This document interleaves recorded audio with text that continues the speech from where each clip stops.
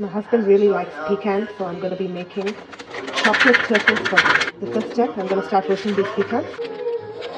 I'm going to roast them in the oven for about 10 minutes till they become nice and toasted. Oh my. Some of them have got a bit over toasted, but I don't think anything is burnt. For the caramel, I'm going to be doing 60 grams of sugar. Okay, 70. So that's about 70 grams of sugar. And I'm going to add 18 grams of corn syrup. You can also use glucose. So I think this would be close to 18. Yep, it's 21, which is fine. And I'm going to get this to a boil with a little splash of water, just to promote even melting. This is going to take about 10 minutes to melt properly and get caramelized. So get this on like a medium to low flame and let it go until the water is evaporated and the sugar starts browning.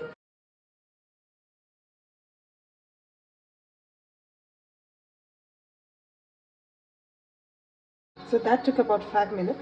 When it comes to this dark brown color, I've just microwaved 27 grams of butter with about 45 grams of milk, and I'm going to add that. You don't want to add something cold, you want to add something hot to it and give it a quick stir. Careful with this step, there's a lot of bubbling and steam. We want this to come to the soft ball stage. So what that means is when you add a drop of this to water, it should become a soft ball. And since I like my caramel a bit salty, I'm going to add half a teaspoon of salt. It will take some time for the butter to combine with the sugar and the milk and become homogeneous. It's still very oily and fatty right now. I'm stirring constantly so all the sugar that's crystallized with the butter and milk addition melts and it starts becoming caramel. So this is almost done, and you know that by if I put a drop of the toffee sauce in water, I'm able to pick it up and it's the consistency of a soft ball. So here you go. It's like a soft ball, and this is the type of consistency you want for a chewy caramel. I'm just going to put this off at this point, and I'm going to add a bit of vanilla, just a tiny splash. I'm going to keep this on the heat and start chopping the pecan. So pecans have been cooling all this while, and I'm just going to roughly chop it because I still want the bite of the pecan and I don't want too fine a piece. I'm just going to give this a rough chop, and that's about it. I'm quite happy with this texture. There's a lot of big and small pieces. So this is where I'm going to stop chopping, and I'm going to mix this in the caramel. Now on that same baking tray, I'm going to start setting them up. You can pop this in the fridge for about 10 to 15 minutes so everything sets, and then we'll cover it with chocolate.